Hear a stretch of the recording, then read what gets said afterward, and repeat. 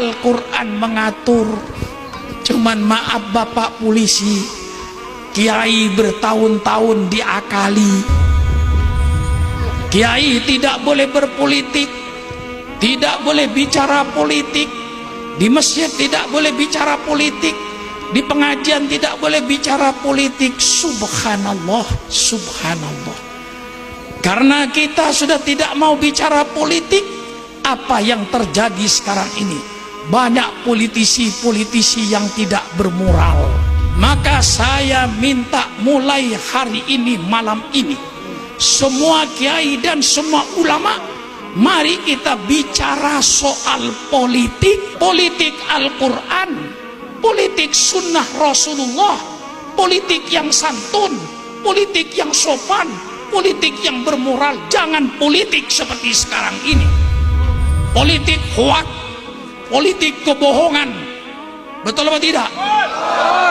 Bohong sana, bohong sini, bohong sana, bohong sini, fitnah sana, fitnah sini, menjatuhkan sana, menjatuhkan sini. Justru ini sekarang yang dibicarakan, politik setan, politik iblis. Kita bicara politik-politik Quran. Quran mengatur berpolitik. Siapa bilang Quran tidak ngatur berpolitik?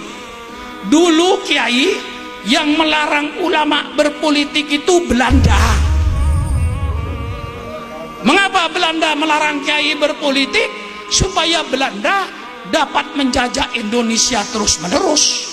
Kalau kiai mulai bicara politik, dia harus meninggalkan Indonesia. Maka Belanda dulu yang melarang kiai tidak boleh bicara politik, di masjid tidak boleh bicara politik, di pengajian tidak boleh bicara politik. Dianggapnya politik itu kayak penyakit lepra. Padahal politik itu indah.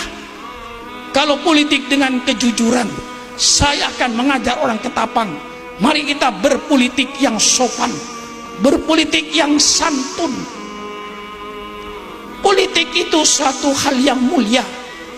Jadi kalau sekarang ada orang yang melarang kiai bicara politik di masjid, itu berarti sisa-sisa Sukran Makmun sebagai warga negara Republik Indonesia yang cinta sama Pancasila, cinta sama Undang-Undang Dasar 45, cinta sama Bhinneka Tunggal Ika. Sukran Makmun sebagai warga negara Republik Indonesia, saya ingin menyumbangkan pikiran terbaik saya kepada bangsa saya dan negara saya. Saya sebagai warga negara Republik Indonesia, Bapak polisi, Bapak tentara, saya ingin menyumbangkan pikiran terbaik saya untuk bangsa saya, untuk negara saya, supaya tidak terjadi pemerintahan dengan segala kedolimannya.